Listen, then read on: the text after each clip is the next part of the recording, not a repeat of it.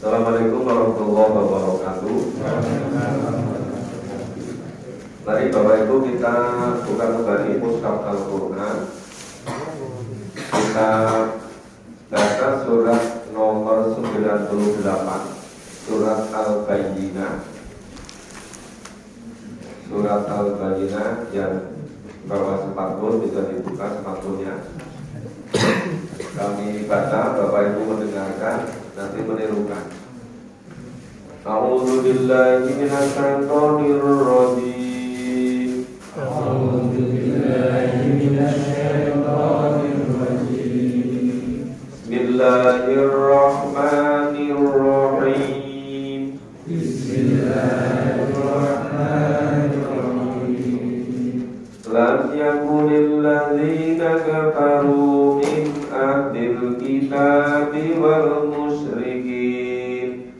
Lam yakunil ladzina kafaru min ahlil kitabi wal musyrikin Munfakina hatta ta'tiyahumul bayyinah. munfakina hatta ta'tiyahumul bayyinah. Rasulun minallahi yatlu suhufan mutahharah. Rasulun minallahi yatlu suhufan mutahharah. Fiha kutubun qayyimah. Fiha kutubun qayyimah. Wa ma tafarraqa alladhina utul kitab Wa ma tafarraqa alladhina utul kitab illa min ba'di ma ja'atuhumul bayyinah. illa min ba'di ma ja'atuhumul bayyinah. Wa ma umiru illa liya'budullaha mukhlishina lahu-d-din. Wa ma umiru illa liya'budullaha mukhlishina Hunafa'a wa yuqimus salata wa yu'tuz zakat.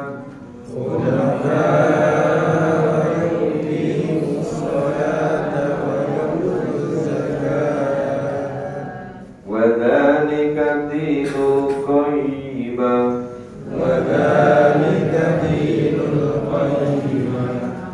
Innal ladzina kafaru min ahlil kitab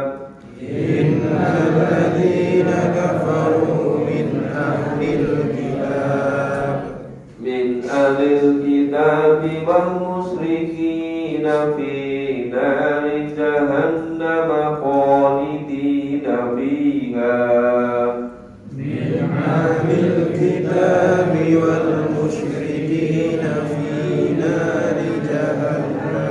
khalidina fiha. Ulaika hum sarrul bariyah.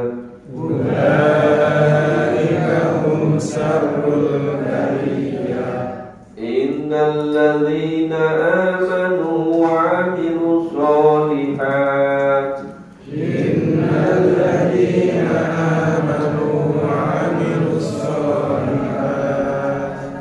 ulaika hum khairul bariyah.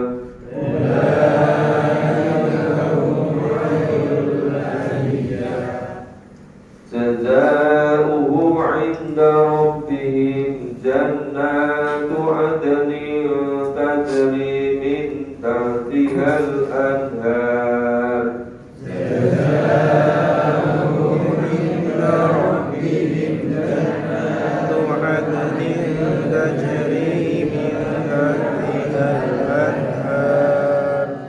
Khalidina fiha abada.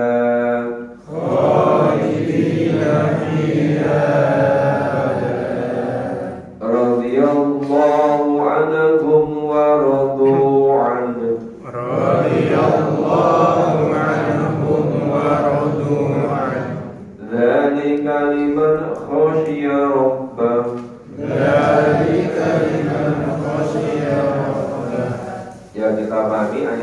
pertama, lam yakunil ladzina kafaru, orang-orang kafir min ahlil kitab, dari kalangan ahli kitab, wal musyriki, dan orang-orang musyrik. Jadi menurut ayat ini, ahli kitab dan orang-orang musyrik itu masuk kategori orang-orang yang kafaru, orang-orang yang ingkar, orang-orang yang tidak mau menerima kebenaran. Mufakina, mereka dari orang-orang kafir dari kelompok ahli kitab dan musyrik tidak akan meninggalkan agamanya hatta ta'tiyahumul bayyinah, sampai datang bukti yang nyata. Jadi mereka itu sebetulnya sudah mengetahui dari kitab suci sebelumnya. Jadi sudah diinformasikan melalui kitab suci mereka akan datang nabi berikutnya yang bernama Ahmad atau Muhammad. Nah, kemudian mereka masih menanti bukti-buktinya apa. Maka pada ayat ini dijelaskan Rasulullah yatlu suhufan mutahharah, yaitu seorang rasul dari Allah yatlu, yang membacakan suhufan mutahharah, membacakan lembaran-lembaran kitab yang disucikan, mutahharah, yaitu kumpulan dari wahyu yang diterima oleh Nabi, yaitu Al-Quran. Nah, ini Nabi Muhammad diutus menjadi Rasul, itu sebetulnya sudah menjadi bukti. Kenapa jadi bukti? Jadi apa itu? Berikutnya menjadi fiha kutubun qayyimah. Di dalam kitab-kitab itu terdapat qayyimah yang lurus. Jadi di dalamnya terdapat yang lurus, qayyimah. Ini kalau kita lihat dari konteksnya, itu Nabi Muhammad ketika kecil sebelum lahir sudah dalam keadaan yatim. Terus tidak berapa lama, berapa tahun ibunya bapak, jadi yatim piatu. Ikut kakeknya, berapa tahun bapak juga. Kemudian ikut pamannya, ikut berdagang sampai dewasa, dapat gelar Al-Amin. Ya, yang menjadi bayyinah, yang menjadi bukti ini dari kalangan anak keluarga biasa, bukan dari keturunan kubarok, bukan dari keturunan kepala-kepala suku, tetapi dari kalangan biasa. Ketika lahir sudah tidak punya bapak, berapa tahun berikutnya yatim piatu. Tapi yang demikian ini bisa menjadi rasul, bisa menjadi nabi. Bukankah ini menjadi bukti nyata, menjadi bukti bagaimana yang dinanti-nanti oleh dari ahli kitab tadi untuk datangnya bukti, itu sebenarnya menjadi bukti. Nah, ayat 4, wa matafarraqal ladzina utul kitab, dan tidaklah bercerai-berai, pecah belah orang-orang yang telah diberi kitab, illa min ba'di ma ja'athumul bayyinah, kecuali setelah datang bukti yang nyata. Maka bukti yang nyata tadi diutusnya Nabi Muhammad SAW sebagai Rasul Allah. Sebagian kecil ada di antara ahli kitab yang kemudian menerima kebenaran itu, kemudian masuk Islam. Tapi kebanyakan itu tidak bisa menerima. Tidak bisa menerimanya apa? Karena mereka mengharapkan yang diutus jadi nabi, jadi rasul itu harus dari suku mereka, dari kalangan mereka, karena mereka menganggap sebagai bangsa yang terhebat, bangsa yang terpilih. Tapi ternyata yang diutus jadi nabi adalah dari bangsa Arab, bukan dari Bani Israel. Makanya mereka tidak bisa menerima. Ya, setelah baca umul bayinah, setelah datang bukti yang nyata, mereka tidak bisa menerima. Akhirnya apa? Dari sebagian kecil itu bisa menerima, tapi hampir semuanya tidak mau menerima. Maka terjadilah tafarruq, terjadi perpecahan di antara mereka. Dan ayat 5, wa ma umiru illa liya'budullah mukhlishina lahud-din. Dan padahal mereka tidak diperintah kecuali menghambakan diri secara mukhlis, semata-mata lillah. Ya, masih lagi dengan istilah hunafa. Hunafa, hanif itu penuh dengan ketaatan, ketaatan sepenuhnya, ketaatan tanpa persyaratan apapun. Maka ini mereka tidak diperintah kecuali mengabadikan kepada Allah, ya semata-mata kepada Allah, untuk beragama secara mukhlis, ya secara murni, ya munafa'ah dengan penuh ketaatan. Kemudian bayuqimu sholat, supaya memberikan sholat, bayutu zakat, mengeluarkan zakat. Wadzalika dinul qayyimah. Demikian pula agama yang lurus. Nah, jadi ini kalau konteksnya zaman sekarang, itu kita jangan sampai terpengaruh tadi terjadinya perpecahan di antara ahli kitab yang dari awal mereka selalu berharap, selalu berdoa, bahkan mereka itu kalau melakukan permusuhan dengan suku-suku yang lain, mereka selalu mengatakan, oh nanti akan dikirim nabi terakhir dari bangsa kami, tentu nanti akan menang, gitu kan? Selalu mengatakan begitu. Ternyata yang dikirim bukan dari Bani Israil, tapi yang dikirim dari Rasul adalah dari bangsa Arab. Nah, hampir semua tidak bisa menerima kecuali sebagian kecil. Nah, terjadi perpecahan di antara mereka. Loh, padahal itu isi kitab suci dari Taurat, Zabur, Injil itu sama saja untuk menghambakan diri pada Allah. Jadi istilahnya itu mukhlisin lahud-din, hunafa, ya, semata-mata menghambakan diri kepada Allah. Ya, beragama secara mukhlis, secara murni, dan ketaatannya harus betul-betul tanpa persyaratan. Ya, betul-betul taatnya karena Allah gitu.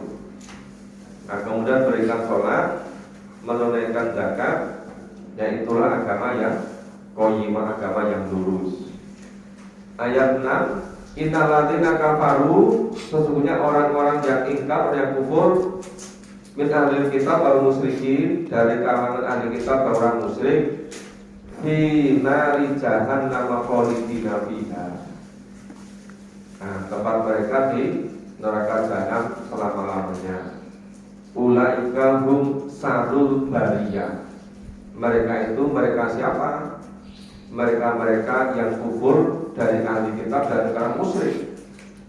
Itu sarul bariyah, seburuk-buruk makhluk.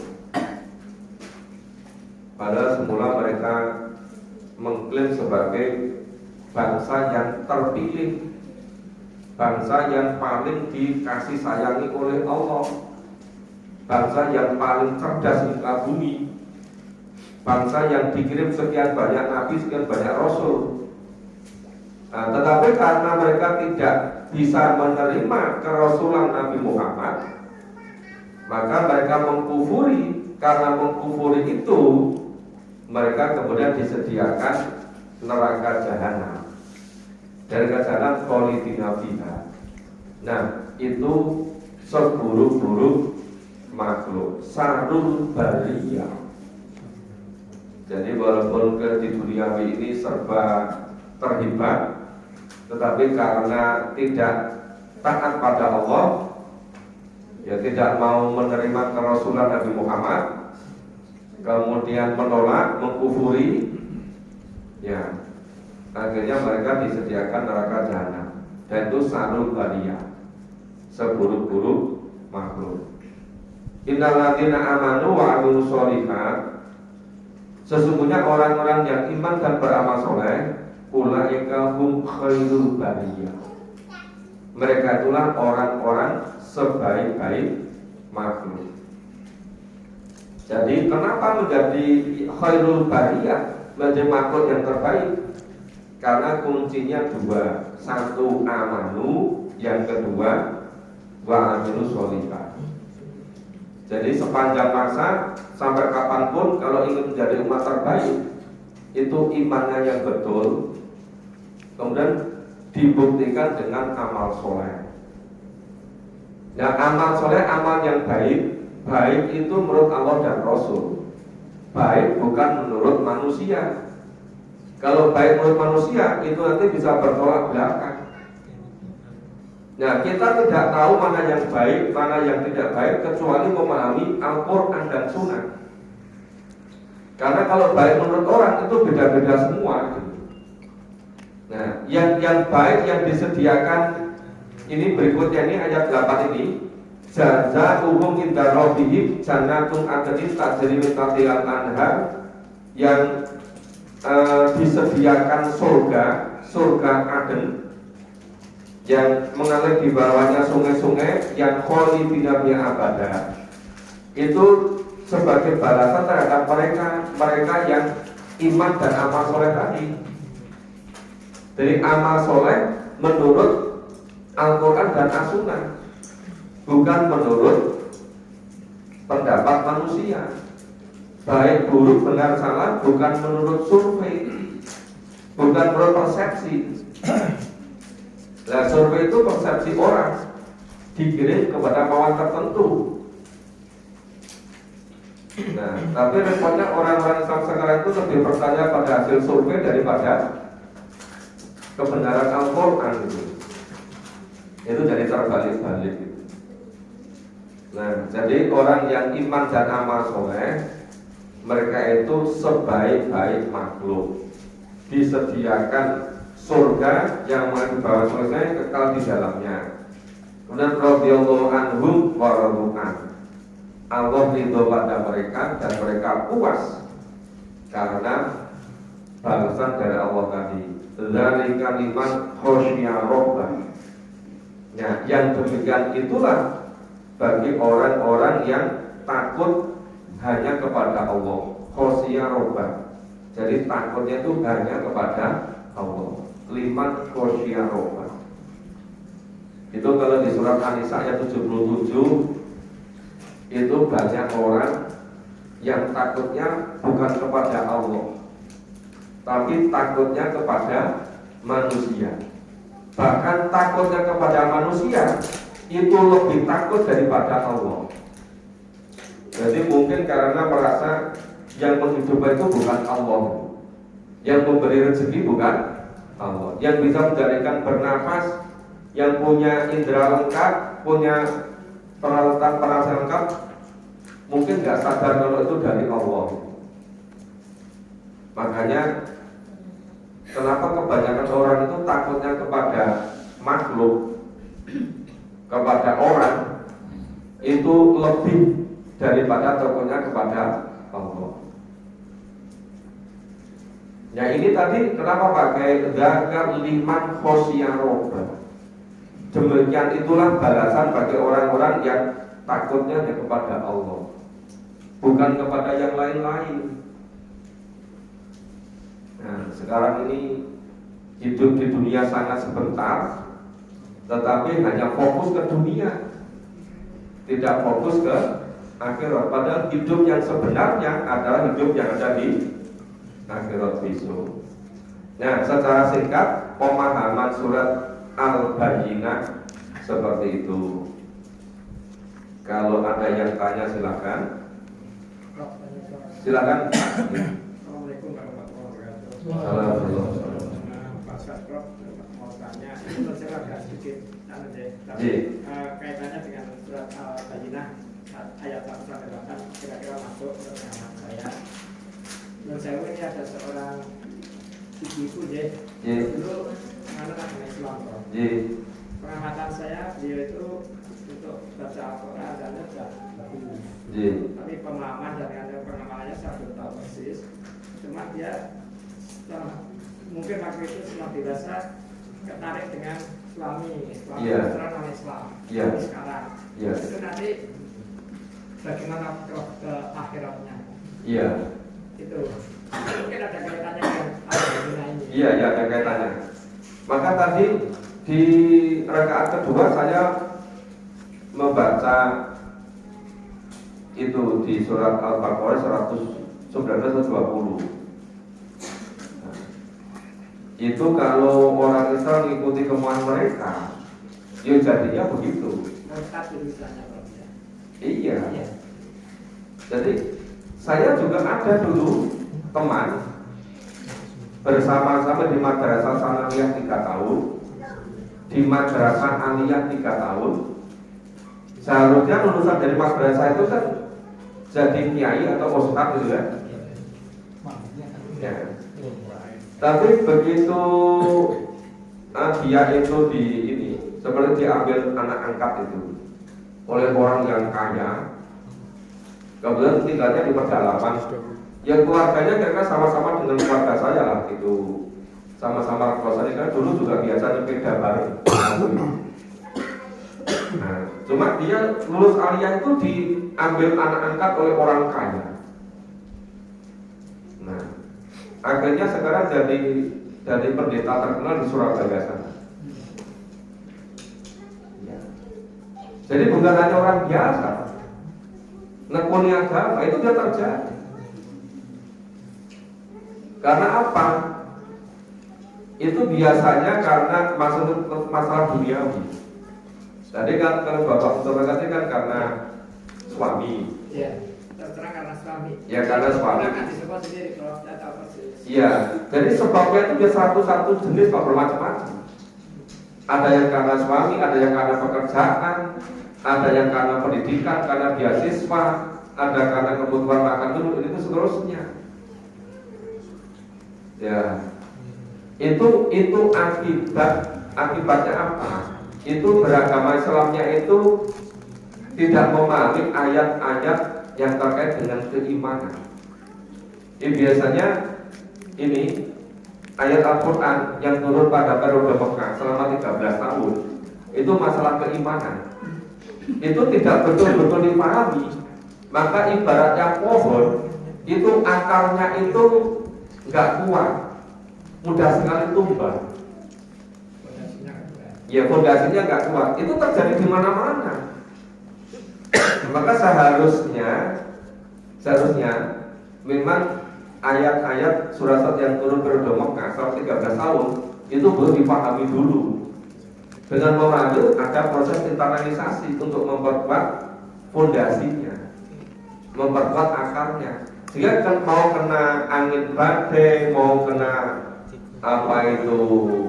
tsunami, mau kena gempa, kena apapun tetap aja.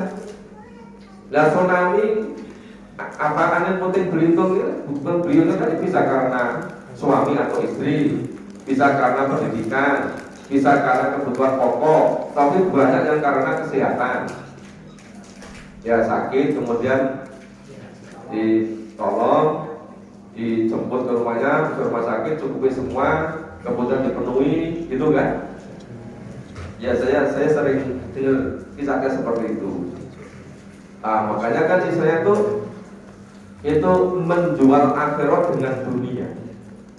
Padahal dunia ini sangat sebentar, iya kan? Dunia ini sangat sebentar. Tapi kenapa sampai terjadi seperti itu gitu. Nah, makanya di sini dikatakan jadi apa? Istilahnya tadi menjadi sarul bariyah. Makhluk loh Pak, ini bukan manusia loh Pak. Bariyah itu makhluk. Makhluk itu kan bukan hanya manusia, iya kan? Termasuk yang sejenis umat yang ibadah korban, itu makhluk juga kan? Nah, maka istilah Allah itu sarul bariyah. Iya. Nah makanya ini kenapa kita itu perlu gunakan istilah-istilah yang Allah sebutkan dalam Al-Quran biar kuat keimanan kita. Ya, jadi sarul bariyah bukan sarunas, bukan seburuk-buruk manusia, tapi seburuk-buruk makhluk. Jadi bukan hanya seburuk-buruk manusia, seburuk itu di dunia, apalagi di akhiratnya. Oh, di akhiratnya itu kan disediakan apa itu? Apa disediakan jahanam ya? Ya. Fi nari jahannam khalidina fiha. Itu di akhiratnya. Belum di alam kuburnya bisa jutaan tahun. Ya mungkin kurang begitu berpikir panjang. Jadi ya mungkin karena kebutuhan, karena lingkungan, karena itu sekarang orang modelnya gengsi-gengsian, ingin cepat terpandang, akhirnya mengorbankan akidahnya. Nah seperti itu Pak. Saya kira itu yang disampaikan Pak Sigit itu salah satu contoh. Ya, dan itu juga terjadi banyak di mana-mana. Begitu Bapak Ibu, bisa kita lanjut? Halo? Pertanyaan. Lanjut. Ajaran agama setelah ajaran Nabi Muhammad atau Islam itu kan bisa dikatakan sudah tidak diterima ya. Dalam artian kalau orang-orang setelah adanya ajaran dari Nabi Muhammad itu harus semuanya mengikuti ajaran Nabi, begitu Pak kondisinya. Iya. Jadi dengan kata lain, selain agama Islam itu tidak akan diterima di sisi Allah, dalam kata lain juga akan dimasukkan ke dalam neraka Allah. Yang menjadi pertanyaan itu kan tidak semua orang bisa mengetahui atau menerima ajaran agama Islam. Mungkin selama dari lahir sampai dewasa itu tidak pernah dikenalkan, barangkali juga tidak pernah membaca tentang apa itu Islam, sehingga mereka tidak mengerti bahwa setelah agama Islam itu dia tidak bisa mengikuti, dan barang itu tidak pernah tahu tentang ajaran Islam itu sendiri, sehingga dia mungkin sampai meninggal itu tidak pernah mengetahui bahwa ada ajaran Islam, ada ajaran atau agama baru yang harus mereka ikuti setelah selain bukan agama yang mereka anut, jadi ada agama lain yang harus dia ikuti setelah ada ajaran Nabi Muhammad. Nah pertanyaannya, orang-orang yang seperti itu yang tidak pernah mengetahui adanya agama baru itu terus bagaimana Pak posisinya di hadapan Allah? Ya, kalau yang kita saksikan hampir setiap saat itu bukan orang yang belum sampai kabar tentang kenabian. Ya, itu yang digambarkan di dalam Quran itu kan ditanya, apa belum datang kepadamu yang memberikan kabar, yang ngajak-ngajak untuk mengabarkan daripada Allah gitu kan? Mereka menjawab, ya sudah, cuma memang tidak mau. Nah, jadi kalau era apa ya? Era masa Nabi Muhammad sampai sekarang itu memang eranya sudah serba era terbuka, informasi itu mudah sekali sampai kemana-mana. Nah, seandainya ada misalnya bangsa-bangsa yang terisolasi atau primitif, suku-suku tertentu mungkin ya, suku-suku tertentu Ya, mereka tentu nanti perhitungannya itu karena ini kemaksimalan mereka itu. Tapi itu saya kira persentasenya sangat sedikit. Baru berapa puluh tahun Islam itu sudah menyebar ke hampir seluruh dunia, sudah 2/3 dunia, bahkan sampai ke ujung Eropa, di Spanyol, di Granada, Andalusia, Sevilla, Malaga. Itu baru tahun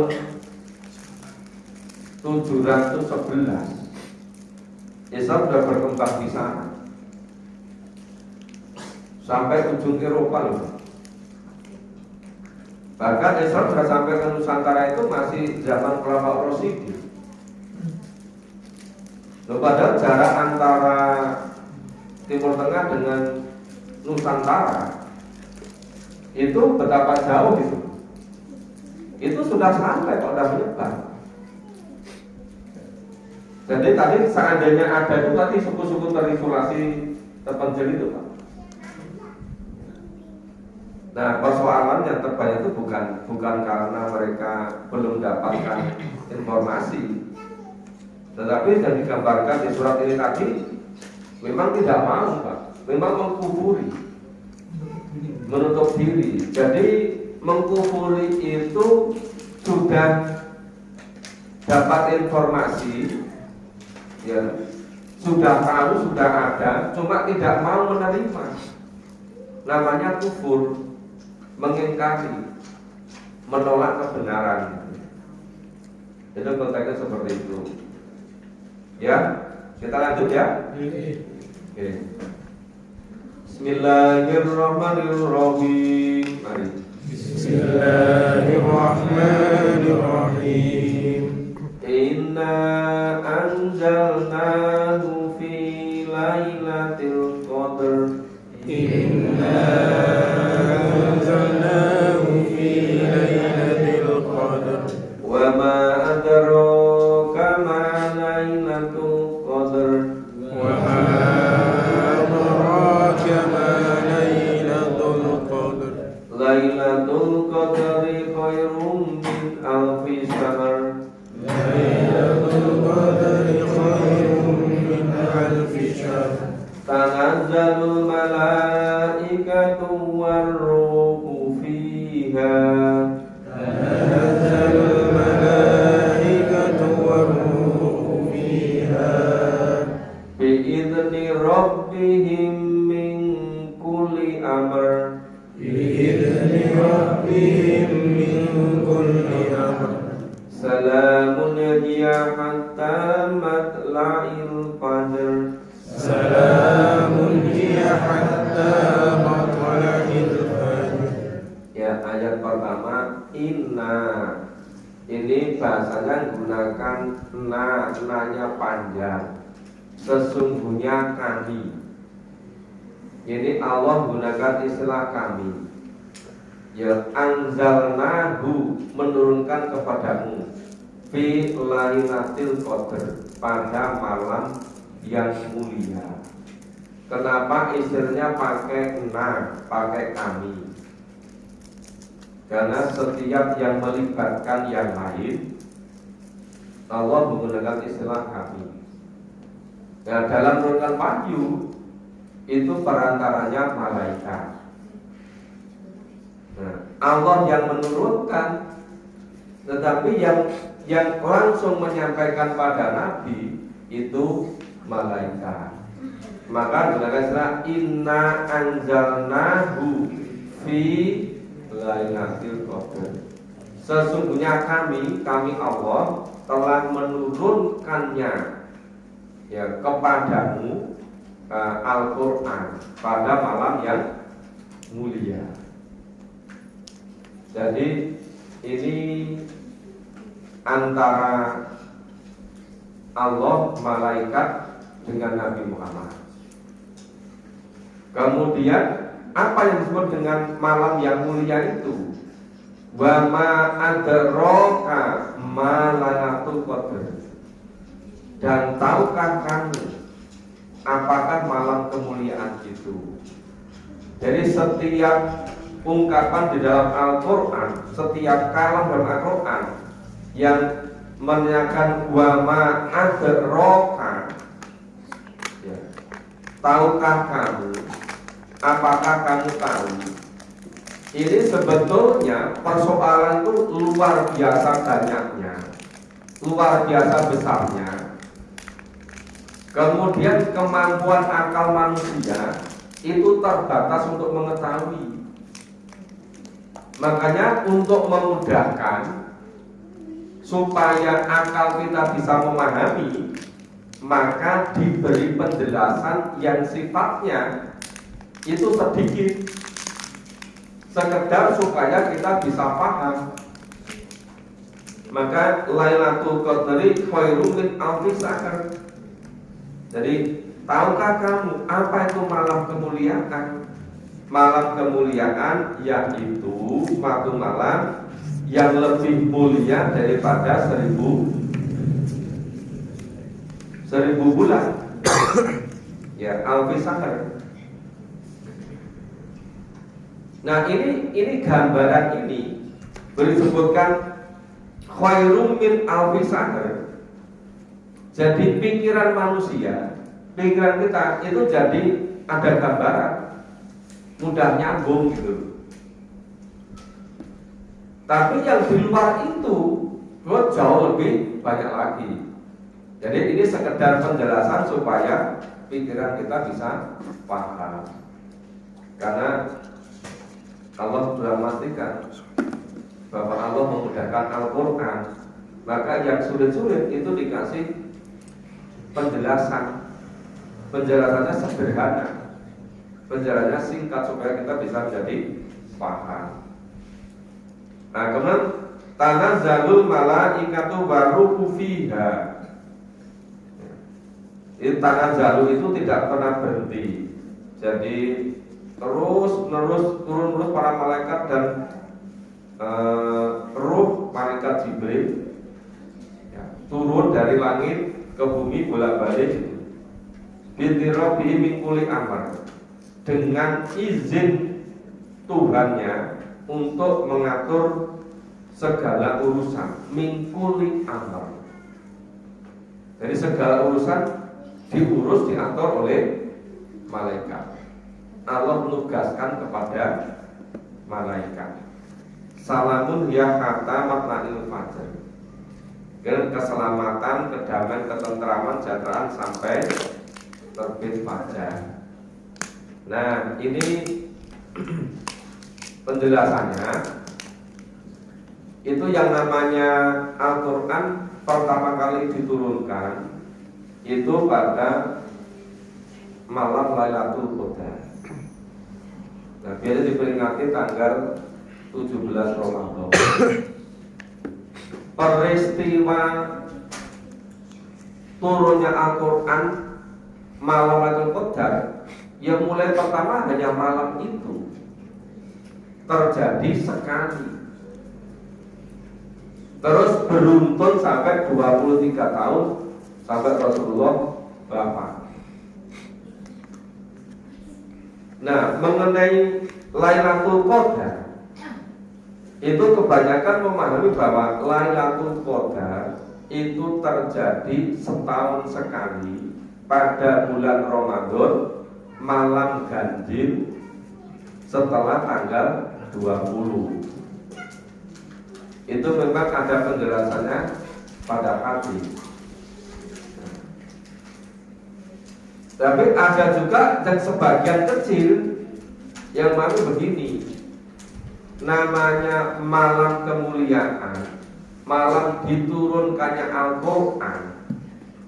Nah, itu difahami bahwa Al-Quran itu kalau difahami kemudian diamalkan, itu pahalanya kira-kira bisa seusia manusia.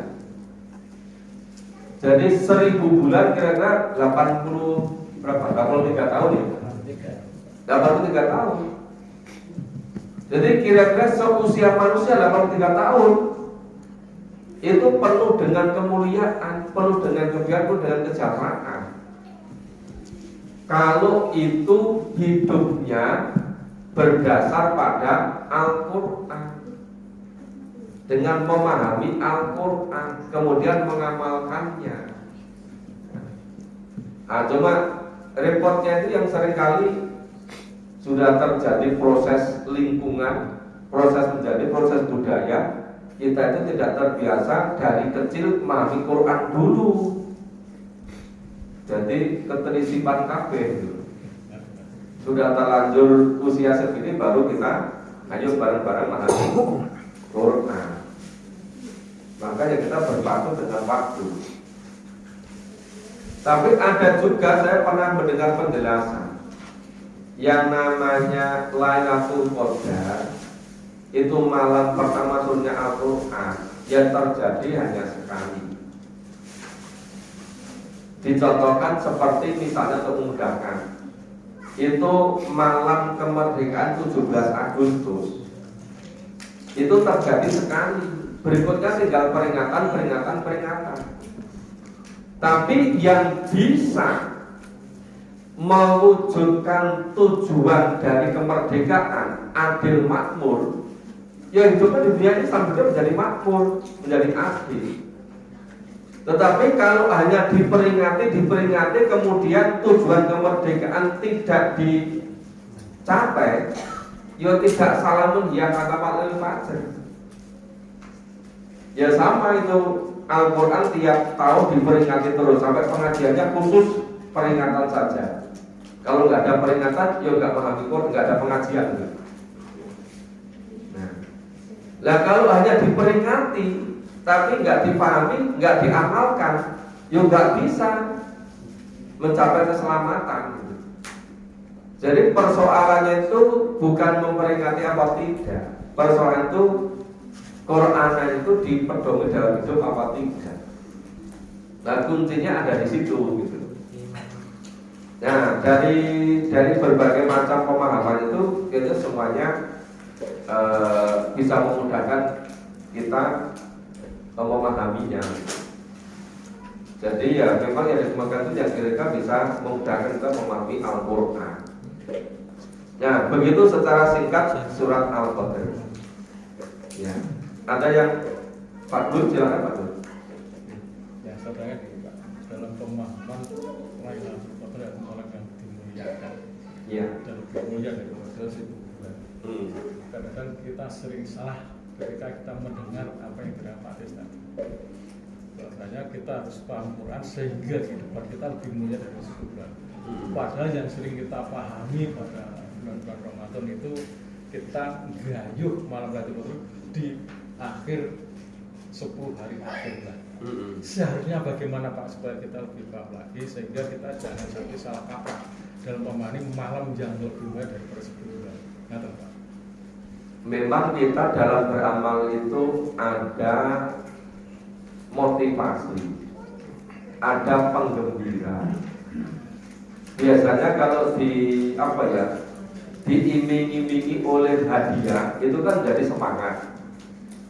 Itu biasanya untuk pemula-pemula itu, ya kan?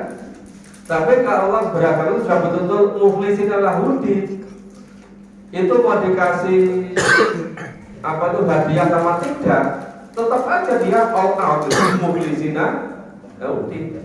Jadi seperti Nabi walaupun sudah dijamin oleh Allah gitu ya, masuk surga dan banyak sahabat dijamin, tetap aja nggak ngendor itu. Tolong berusaha maksimal gitu. Jadi kalau misalnya mendapat itu bagian dari konsekuensi saja sebagai bonus, sebagai hasil itu. Tapi yang pokok itu totalitas bagaimana menggambarkan diri kepada Allah. Ya itu kalau bahasanya itu kan dijalan Allah dengan awal dan ampun itu, secara totalitas. Nah repotnya kalau kita beragama itu modelnya transaksional gitu loh. Karena kalau mendapat Quran sekali seumur hidup udah nggak perlu ibadah lagi gitu. Iya kan? Wis pokoknya sebentar Ramadan guru Batul Qadar. Bar kuwi wis belasan umur ora salat apa jangan apapun kok. Wis cukup 80 tahun wis kurang gitu kan. Ini banyak yang cara beragama seperti itu. Sehingga ketika pagi-pagi sebelum sholat subuh dia sudah sholat fajar 2 rakaat. Berikutnya sudah ada sholat lagi. Kenapa sholat lagi? Loh tadi 2 rakaat sudah lebih baik daripada dunia seisinya. Berhitung. Iya kan? Berkepol. Biasa isinya apa? Iya. Banyak sekali yang begitu loh Pak. Makanya ada yang citaskan amalan apa diserahkan dengan haji, apa diserahkan dengan umroh, apa diserahkan dengan ya itu berulang seperti itu. Termasuk itu kalau membaca Al-Quran 1 huruf itu 10 kebaikan, belum pahala. Makanya Quran nggak diwaca kok Pak. Nggak dipahami gitu. Seharusnya itu kalau membaca 1 huruf aja 10 kebaikan, apalagi kalau memahami, apalagi kalau mengamalkan. Ya. Jadi bagaimana kita itu betul-betul bisa mengambil etibar, ya. Bisa menjadi Al-Quran sebagai petunjuk, sebagai panduan hidup itu. Apalagi kalau niat baik itu sudah catat kebaikan. Tapi kalau niat tidak baik belum dicatat, maka niat terus itu Pak. Enggak pernah ngamal. Kemarin malam kok datang ngaji, aku sudah niat belum? Sudah ditulis oleh malaikat gitu. Ya kalau ditanya, kemarin katanya mau berangkat ke Masjid Al-Mubarok, kok nggak jadi? Loh kan niat sudah dapat pahala Pak, catat malaikat itu. Jadi walaupun saya nggak jadi ke Masjid Al-Mubarok, tapi tetap dapat pahala. Ya ini kan cara bagaimana mengumpulkan pahala, begitu. Ini tidak bisa menentukan dari hidup di dunia, apalagi di alam kubur, apalagi di akhirat. Dan itu sepertinya pemahamannya itu belum bisa komprehensi. Seharusnya kalau melakukan ini nanti pahalanya demikian itu untuk memotivasi supaya terdorong. Tapi pemahamannya habis itu sudah tidak perlu yang lain, jangan sampai seperti itu. Nah, secara singkat seperti itu. Ya, ternyata sudah jam 8. Gua satu lagi itu apa? Iya, tadi saya kira bisa 3 surat, ternyata baru 2 surat ya. Itu pun suratnya baru surat yang pendek-pendek. Silakan masih ada yang tanya? Silakan Pak. Mundur ke belakang Pak. Ya, Pelajaran beberapa minggu yang lalu surat apa At-Takatsur. Ya, At-Takatsur. Yang megah-megahan hingga lalai sampai masuk ke liang kubur. Iya, At-Takatsur itu Kalau di Katolik yang bermegah-megahan itu kan bisa disebutkan orang kaya Pak, orang makan. Iya. Nah, terus bagi yang hidupnya pas-pasan Pak, Iya. berangkat subuh, pulang malam, Iya. untuk mencari nafkah untuk keluarga, itu pun hasilnya belum tentu bisa memadai. Iya. Sedangkan bisa dikatakan katanya itu apa? Mencari nafkah untuk keluarga itu ada sebagian dari ibadah. Terus itu bagaimana Pak kesimpulannya? Yang namanya melalaikan itu biasanya memang takaturnya karena harta, karena pangkat, kedudukan yang serba damar-damar itu. Ya. Tetapi ada juga kan yang misalnya takaturnya itu persoalan bukan masalah harta, bukan masalah kedudukan, tapi mungkin dalam hal penggunaan waktu, mungkin dalam hal penggunaan kesempatan, mungkin dalam hal memanfaatkan apa itu usia muda. Ya, Jadi termasuk bermalas-malasan, Pak. Nah, kalau sistem dalam Islam itu dipastikan seluruh umat manusia itu bisa makmur, bisa sejahtera, bisa bahagia. Kalau mengikuti tuntunan Allah, Bapak. Itu misalnya ketika zaman Khalifah Umar bin Abdul Aziz, ya jabatannya sekitar 3 tahun berapa bulan. Itu karena makmurnya, Pak, itu sulit menyalurkan ya zakat, infak, sedekah. Kalau udah makmur semua. Nah, persoalan sekarang itu sebetulnya bukan apa itu, bukan kekurangan materi, bukan kurang harta. Cuma materi harta itu hanya beredar di kalangan tertentu saja. Nah, kalangan tertentu saja, kemudian sebagian besar itu sulit memperoleh akses untuk memperoleh kemakmuran hidup tadi. Itu satu hal. Hal yang lain, seringkali orang itu lupa pada Allah. Seharusnya itu mengerjakan apapun itu harus lillah. Nah, karena lillah, makanya jangan sampai melupakan waktu-waktu yang seharusnya untuk ibadah gitu loh. Jangan sampai ini waktunya sholat, nggak sholat kenapa? Sibuk bekerja.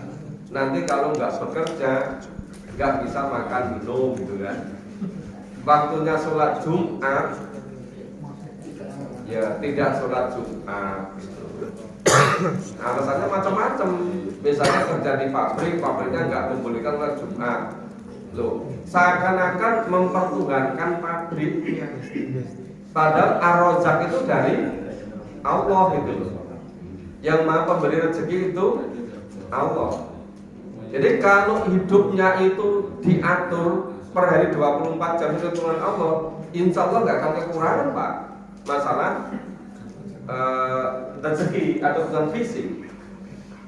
Karena biasanya kebutuhan fisik itu juga sangat ditentukan oleh kesiapan psikisnya, kesiapan kerohanian, kejiwaannya, kesiapan batinnya gitu.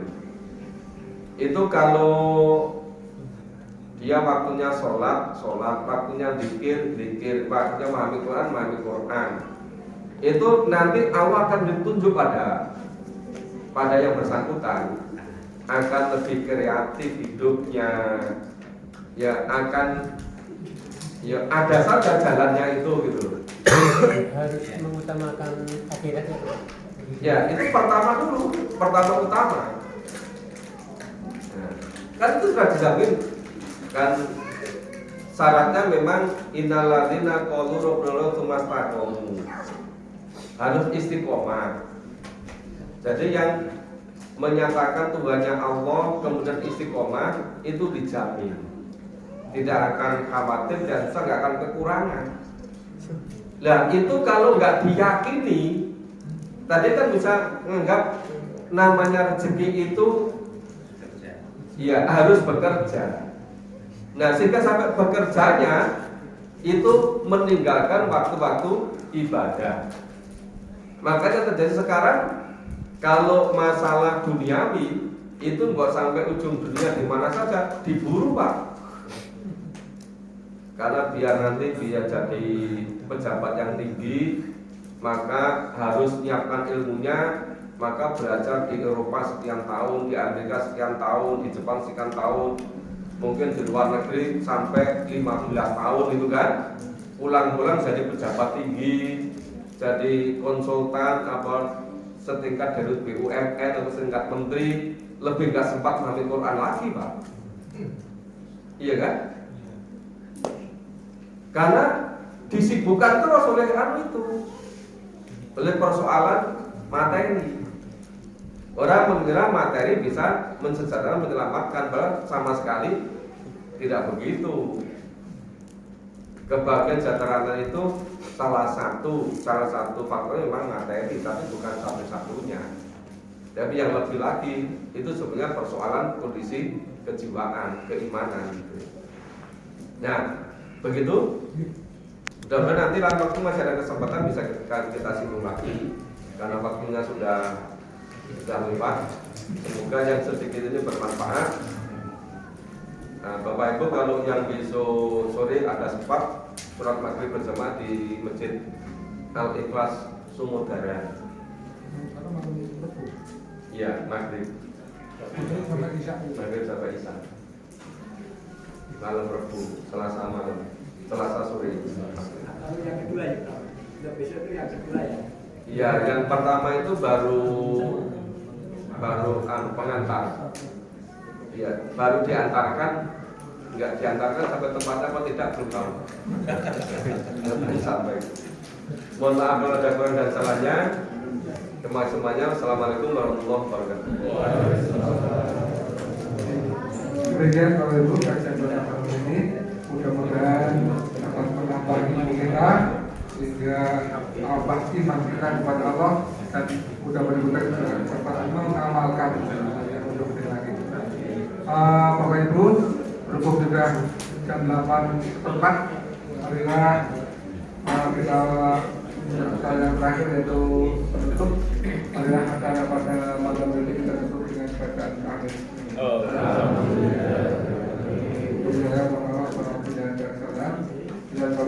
Assalamualaikum warahmatullahi wabarakatuh.